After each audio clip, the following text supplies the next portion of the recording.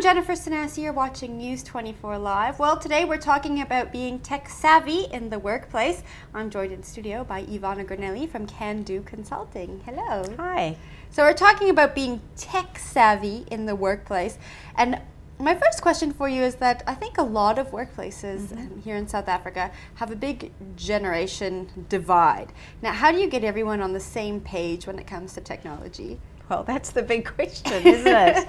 I think it's one of the challenges facing most, certainly South African companies, if not global companies, in terms of how to address the generational divide of people coming into the workplace now who've had tech all their lives and are used to just looking up information whenever they want it, and an older generation who only learned tech because it's come into the workplace. And I think obviously there are a number of ways that people are trying to address the issue, but it's a fairly complex issue, and it's only recently that the sort of tech natives, as we call them, are arriving in the workplace now. People who've just grown up with cell phones, iPads, etc. Part of the solution around addressing those, the kind of generational divide, is luckily technology is becoming more and more intuitive, and the older generation are responding far better, like me, to iPads and the more intuitive type of devices that are now available, compared to PCs, which were quite technical, and many of us struggled to adapt to them. So I think the arrival of much more user-friendly interfaces, cell phone has really sort of transformed the way human beings interface with technology, and I think that's playing a massive role in being able to address some of that divide. So using companies really needing to use more of the later technologies of using cell phone app type of interfaces, or iPad games and things that really humans almost intuitively interact with. So certainly using better more kind of user-friendly type of devices.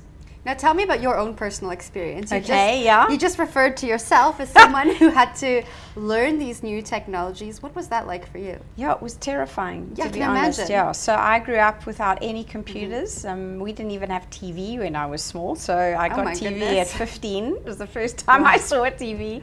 And so it's a real, for me, it's kind of, I'm one of those oldies who watched technology come and really resisted it for a very long time, until I couldn't resist anymore. And then actually the reason I got into IT was because of that challenge that I had personally trying to pick up and understand. I was a teacher at the time, and they brought in new computers into our school, and we were supposed to teach it now. I was a maths teacher, and I had no idea how to even use this thing, and it was a very scary experience. And massive assumptions were made by the people coming in who that it was very easy and simple to understand. And I realized then just how challenging it was, and got myself into IT as a trainer, teaching people how to use. In those days, it was WordPerfect. Oh my gosh! And Lotus Notes. Do you remember? I don't even know if you know those. I know them. I do. So, and they were very unuser friendly. I mean, you had to type in. It was DOS in those systems, not even Windows. And so I think that's how I started this business. Actually, it was kind of helping the older generation like myself and guiding them through to be using these tools and techniques. And I think that is still the case in many companies these days. We're sitting with a generation like myself. We're in the 50s, we're in our 50s, and not quite ready for retirement, and kind of needing to be stretched beyond our boundaries. But also I think the really critical thing is we've got a lot of young people coming in, really keen to learn, need to have access to information incredibly quickly. And some of that information sits in people like me. And so kind of encouraging companies also to try and give me tools to get my knowledge and my experience in a format that the new generation can access. And so not just through training and that kind of thing, but tools that are now available, technical tools that are quite easy to capture, or give me a way of capturing what I know, so that my business really gains the power of holding some of my experience when I walk out the door. And most young people I find today are wanting to learn.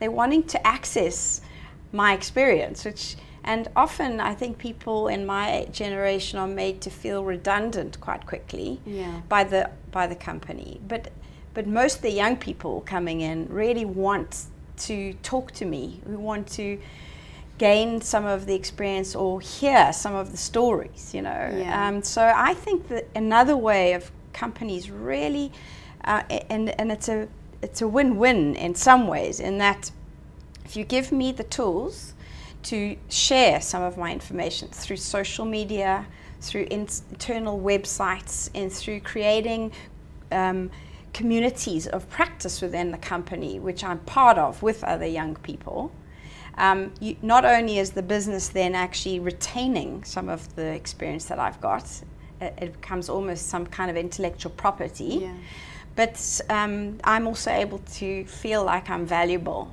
you know. And I think it's that kind of balance, and technology these days really enables that, and there's so many amazing tools on iPads and things that allow you to just share and capture knowledge, that I feel like companies are a bit behind almost in making use of those tools to bridge that generational divide.